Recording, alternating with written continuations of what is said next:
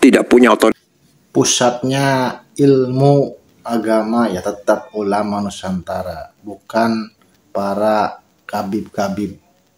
Karena tidak ada kabib-kabib itu yang ahli basul masail.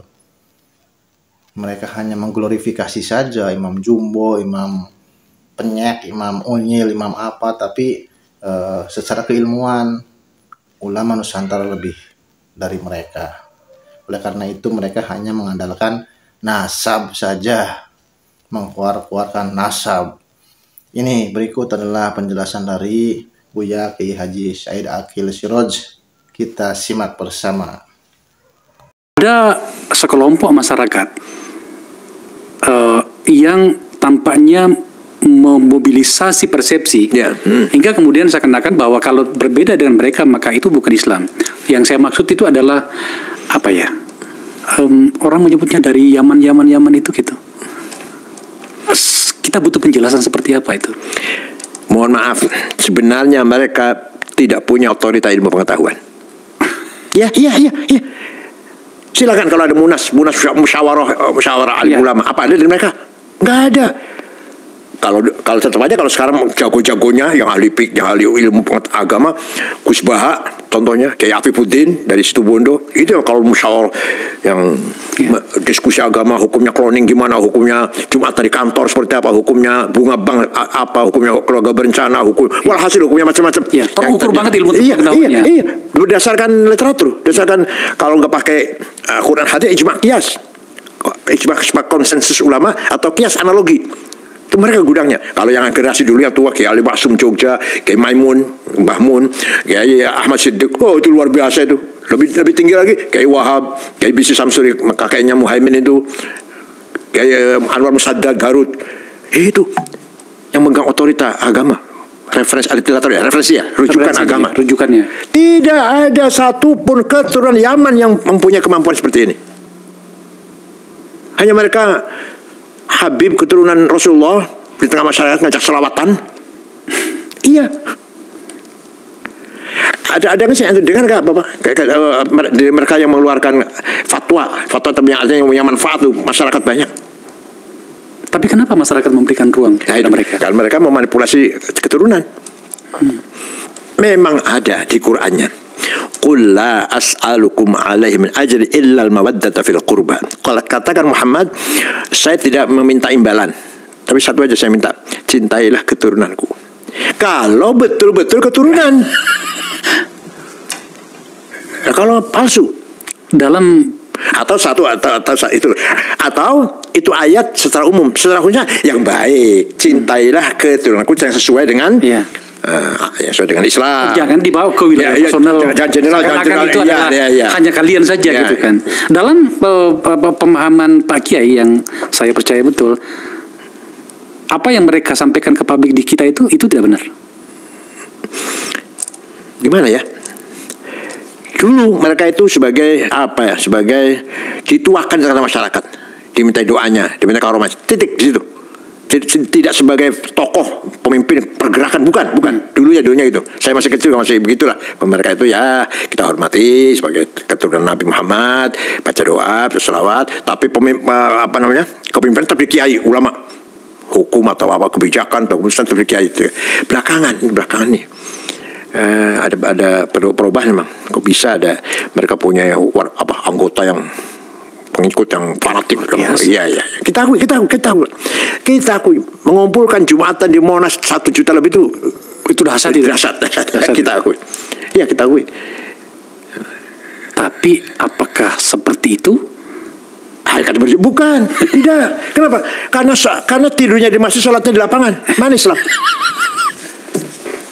Gampang aja gitu, gampang aja. Yang gampang. Tidurnya di masjid, sholatnya di lapangan. Kebalik-balik nih barang. Iya. Berangkat dari Cirebon, dari Cianjur ke sini, mau sholat Jumat, kapan? Besok di lapangan sholatnya. Malam ini mana? Di masjid tidurnya. Coba. Saya bawa dalam situasi forum saya ini, Pak Kiai. Iya. Yang poin yang terakhir tadi ini. Apakah mereka tidak sebenarnya mereka itu sedang menerjemahkan pikiran religiositasnya itu di dalam konteks agama, dalam konteks kekuasaan, maaf saya. Apakah tidak seperti itu? Bahwa yang saya maksud begini, mereka sebenarnya itu mau bicara tentang kekuasaan. Ya, mereka mau bicara tentang politik. Ya. Tetapi kemudian pendekatannya seperti itu. Itu kan satu cara juga. Itu memanfaatkan masyarakat yang awam. Iya, masyarakat awam. Dikira kalau mendengar, lihat ceramahnya. Pokoknya kalau ikut Habib, saya ikut Mas Sorgal kan itu. Iya. Si Habib itu ketika mati muka nakir aja nggak berani tanya. Habib si Fulan itu pernah mi'raj 70 kali katanya mi'raj. Sholatmu seberapapun banyaknya setiap hari, tapi kalau tidak mendoakan Habib, maka itu tidak akan diterima. Saya tidak perlu menjadi seorang ahli agama untuk mengatakan ini omong kosong. Iya. Ya, tadi kembali dalam sejarah. Dalam sejarah tadi. Tidak ada ulama besar dari Habib. Nggak ada. Hanafi, Bukhari, Muslim, Abu Dawud, Tirmidzi, Nasai, Ibnu Majah, Daraqutni, Ghazali, Haramain, Baqillani, Razi, Sanusi, Ad-Dimyati, Asyuti, Ad-Dasuqi, Ad-Damanhuri, Said Badawi, Asy-Syadzili, itu ulama besar nih. Yang sebut ulama besar ini, yang saya sebut ini. Satu pun nggak ada yang Habib. Oke. Kita masuk pada kajian terakhir dari diskusi kita, Pak Kiai.